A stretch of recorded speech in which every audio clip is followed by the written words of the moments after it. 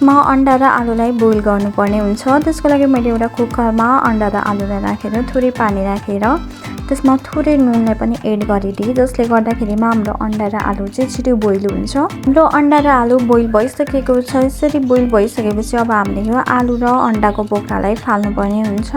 मैले आलु र अन्डाको बोक्रालाई केलाई पनि सके। अन्डा करी बनाउनको लागि चाहिने सबै सामग्रीहरू रेडी गरी पनि सके। ग्यासको हिटलाई अन गरेर कराईलाई बसाल्ने। कराई तातिसकेपछि तेल एड गर्ने। हजुरहरूले चिल्लो कतिको खानुहुन्छ आफ्नो इच्छा अनुसार तेललाई एड गर्न सक्नुहुन्छ। हाम्रो तेल खारी पनि सकेको छ। अब यसमा अन्डालाई फ्राई गर्नको लागि छोडिदिने। हामीले अन्डालाई चाहिँ रातो हुने गरेर फ्राई गर्नुपर्ने हुन्छ। यसरी फर्काउँदै अन्डालाई चारैतिर रातो बनाएर हामीले फ्राई गर्नुपर्ने हुन्छ। यसरी हाम्रो अन्डा फ्राई भइ पनि सकेको छ। यसलाई मैले एउटा भाँडोमा निकालेँ। अब हामीले तेजपत्तालाई फुराउने। यहाँनिर मैले 3वटा तेजपत्तालाई फुराउन गइरहेको छु। त्यस्तै गरेर मसिनो गरी काटेको प्याजलाई पनि फुराउने र मसिनो गरी काटेको हरियो खुर्सानीलाई पनि फुराउने। त्यस्तै गरेर मसिनो गरी थिचेर काटेको लसुनलाई पनि फुराउने। अब यसलाई एकछिन रातो हुने गरेर फ्राई हुन दिने। हाम्रो यो सबै लसुन प्याजहरू रातो भएर पनि फ्राई भइसकेको छ, हजुरहरूले देख्न सक्नुहुन्छ। अब यसमा हामीले टमाटरलाई एड गर्ने। स्वादअनुसार नुनलाई एड गर्ने, बेसारलाई एड गर्ने र टमाटरलाई एकछिन पाक्न दिने। र एकछिन पाकिसकेपछि अब हामीले दुबो मसलालाई पनि एड गर्नुपर्ने हुन्छ। र अब यसमा हजुरहरूले थोरै पानीलाई पनि एड गर्न सक्नुहुन्छ। यसरी पानीलाई एड गरिसकेपछि एकछिन यसलाई छोपेर पकाउने। यसरी फ्राई गरेको अन्डालाई हामीले चक्कुको सहायताले साइडमा कट गरिदिने। तपाईहरूले काँटा चम्चाले पनि गर्न सक्नुहुन्छ।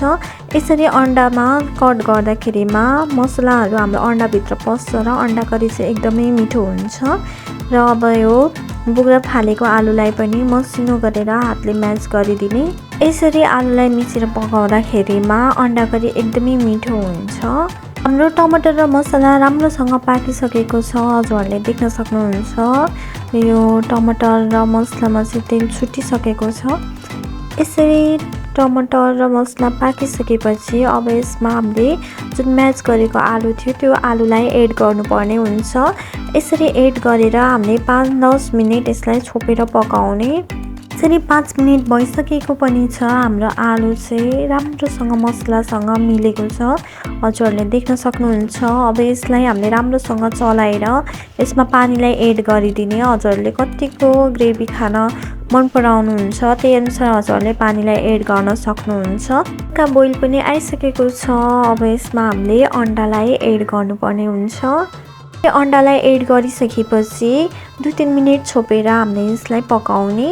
2-3 मिनट भइ पनि सकेको छ, हजुरहरूले देख्न सक्नुहुन्छ। हाम्रो अन्डा करी चाहिँ पाकेर रेडी भइसकेको छ। हेर्दै खाउँ लाग्दो अन्डा करी। र अब चाहिँ यसलाई मैले एउटा भाँडामा सर्भ गर्न गइरहेको छु। र अब माथिबाट मसिनो गरी काटेको धनियालाई पनि एड गरिदिने। यसरी हजुरहरूले पनि सजिलैसँग अन्डा करी बनाएर खान सक्नुहुन्छ।